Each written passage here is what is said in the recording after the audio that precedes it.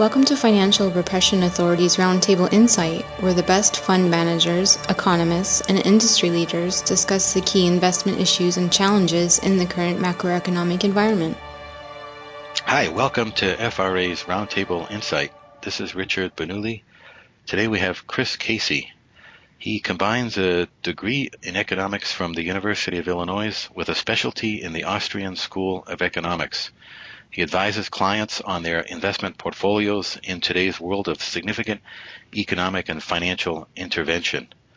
He's also written a number of publications on websites, including the Ludwig von Mises Institute, Zero Hedge, Family Business, Casey Research, and Laissez-Faire Books. And he's a board member of the Economics Development Council with the University of Illinois, a policy advisor for Heartland Institute's Center on Finance, Insurance, and Real Estate. Welcome, Chris. Richard, thanks for having me on today. Great. Today we wanted to discuss an approach to investing that uses the principles of the Austrian School of Economics. Chris takes that approach with his clients, and we just wanted to explore more in detail how he does that and how it gives an edge to investing. Chris? Sure, Richard. Well, anyone's portfolio has exposure to two very significant and primary forces, and that is the business cycle, in that recessions could pop any kind of financial bubbles out there, whether it's the stock or bond markets, as well as inflation. Although that's not talked about in today's circles as often as it should be, it's certainly a significant threat to anyone's portfolio, as anyone who lived through the 70s certainly witnessed.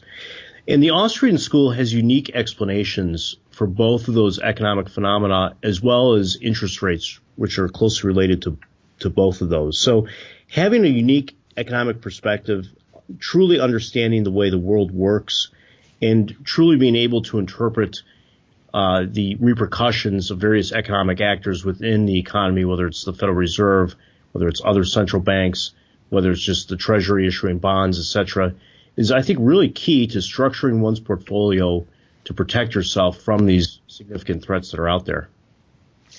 And how do you apply this process? Is it sort of like a flowchart-based approach?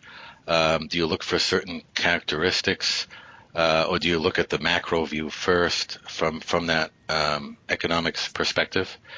How do you actually approach that? Well, we're always trying to interpret what the true effects and repercussions of, for instance, Federal Reserve actions would be on the economy. So, for instance, while some people may believe that raising rates will stifle inflation, we realize that that's one of but several tools that the Federal Reserve uses to inject money into the economy, and therefore it really doesn't have much of a significant nor does it happen right away relative to other tools at their disposal. So it's really an interpretation of actions that are out there. And it lends itself naturally to contrarian investing, because contrarian investing, I've always thought, is a great way to truly make money in any market. And so contrarian investing, you're looking at any kind of price levels that are extreme highs or extreme lows. And then just as importantly as that, you have to look at a catalyst to bring those extreme price levels to their median or mean average over time.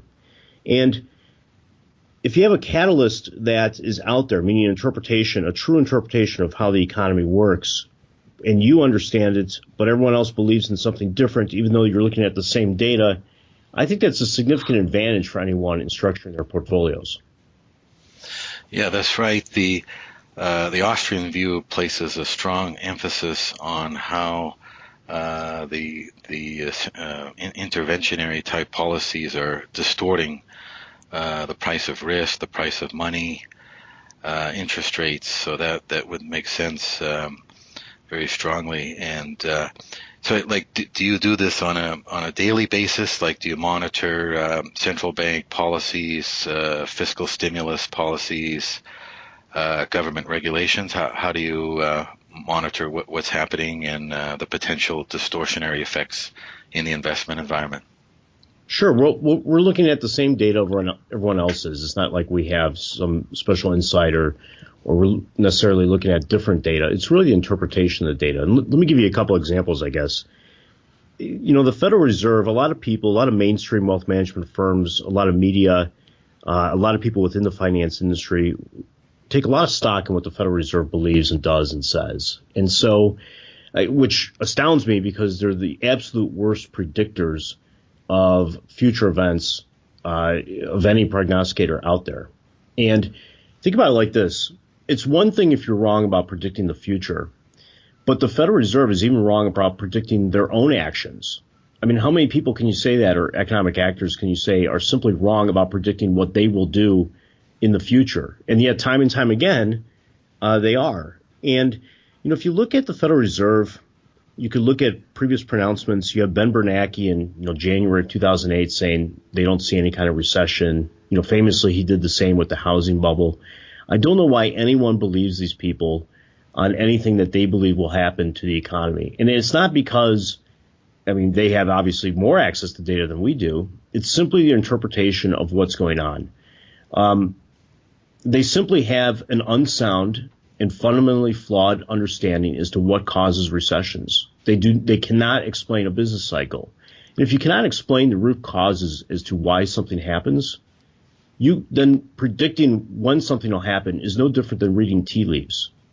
If you look back, I remember stories about Alan Greenspan, who would literally sit in his bathtub and just pore over economic data, whether it's steel production, what have you, trying to discern whether or not we're going to fall off a cliff or into some kind of economic recession. Well, and he should know better, especially because he's familiar with the Austrian school concepts. But the whole point is that it's a different interpretation, it's a different lens on the same data that's out there.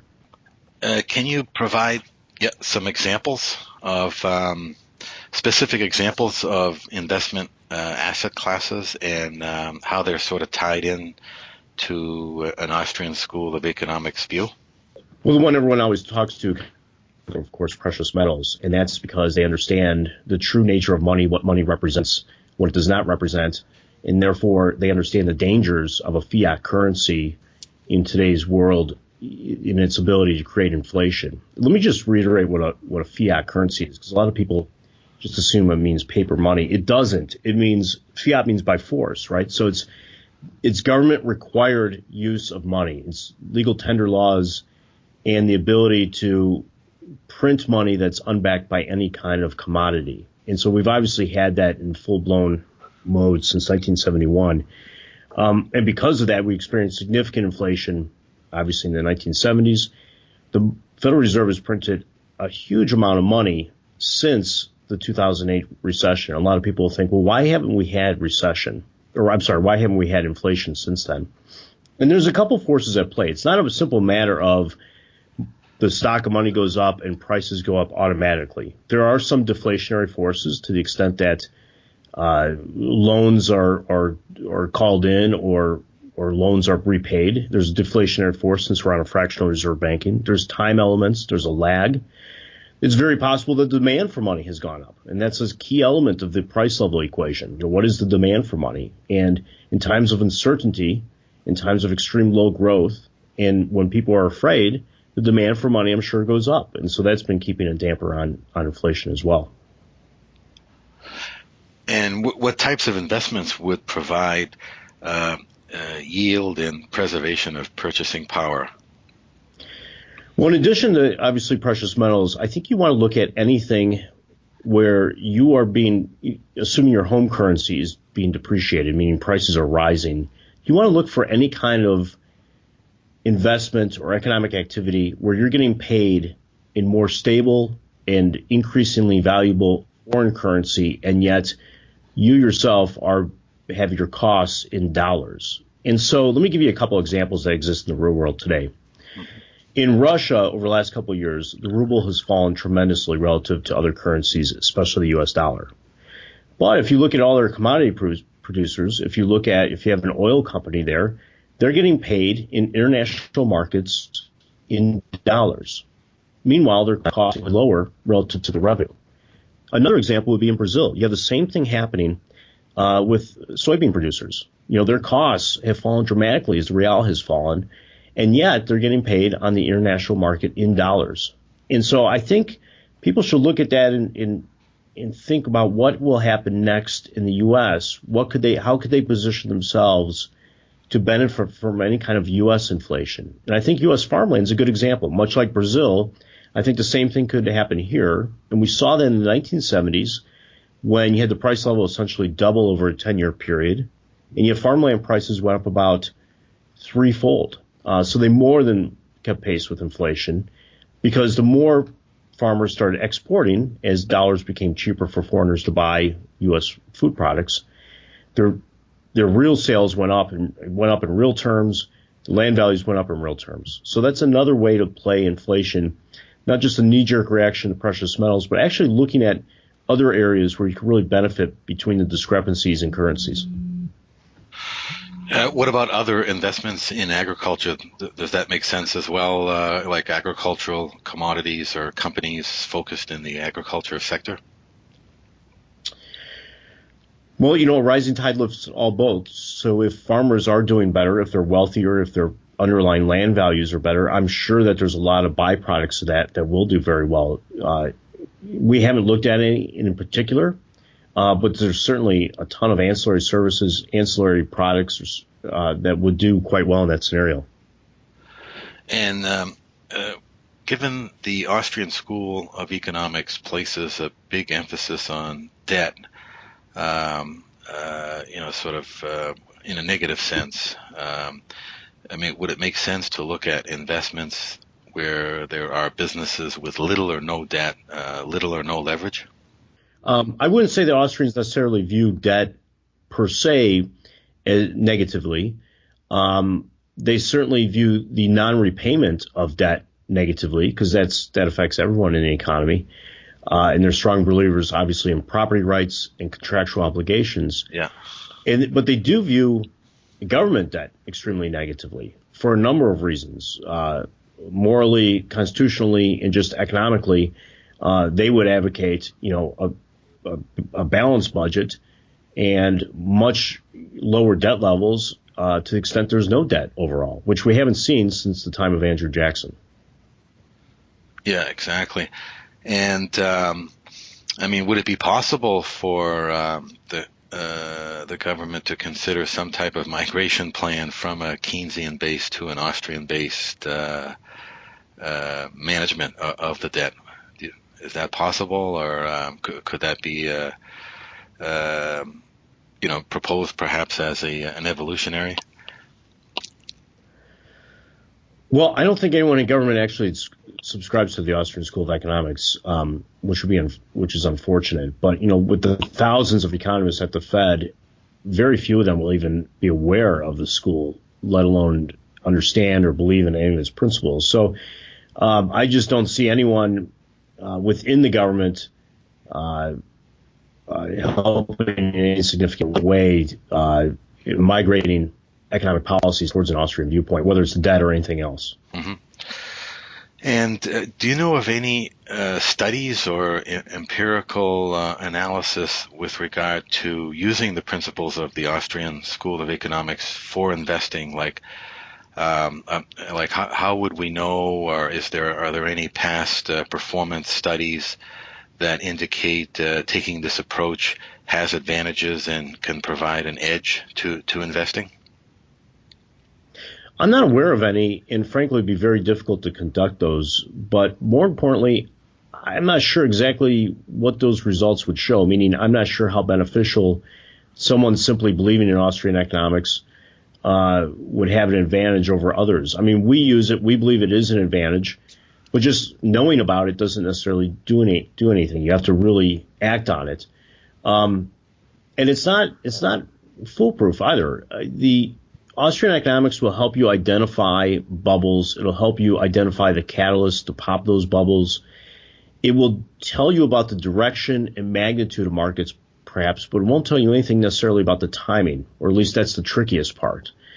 Now, in my mind, timing is far less significant when you have those other attributes nailed down, because you're literally, to use the phrase Otherwise you're picking up nickels in front of a steamroller. So I'm not aware of any studies that'd be interesting down the road. It's also a pretty small data set, right, of people who actually believe in this, espouse it, and act on it.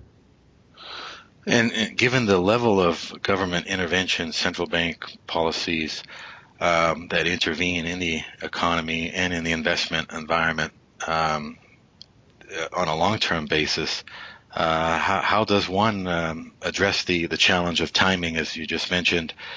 Is it a matter of waiting a certain period of time, or are there tipping points where the distortions have just become too large, and there'll be a reversion to the mean, or contrarian type based approach? How do you actually look at the timing challenge? Well, I do believe that the direction and magnitude are more important. Let me give you an example. Since 2008, by the way, was a horrendous time. You had really businesses thinking about where do they have their cash and whether or not it's even safe at a bank, and that's how fearful they were. And the unemployment rate literally shot up within 7-8 months to 10% from maybe it was a high 4, I think, in early 2008. So you cannot understate the severity of that recession. Now, from that, the government or the Federal Reserve and the Treasury did exactly what they should not have done, right? They should have let these liquidations happen. They should have let this recession run its course. But instead, they did everything wrong. They printed a lot of money. They ran huge deficits. And all they did was cause dramatic and increased distortions in the economy. So make no mistake about it. What happened in 2008, while devastating, could be dwarfed by what comes down the pike based on what's happened, because the distortions are even greater. And the longer this has gone on, since it's been quite some time since the last recession, the greater the distortions are allowed to run their course. And the more severe will be the contraction, the beneficial time period when we restore the structure of production how it should be. So timing to me just isn't as important as magnitude and direction. I see, yeah. So given what's happening in the economy and what's happening with central bank policies, not only with the central bank of the U.S., the Federal Reserve, but other central banks around the world, as well as government policies on fiscal stimulus, the potential for increased infrastructure spending. Given that, and from an Austrian school perspective, where do you see the asset classes preferable to be in over the next 6 to 12 months, 1 to 2 year period? Well, perhaps more importantly, is to what you should be in is what you should not be in.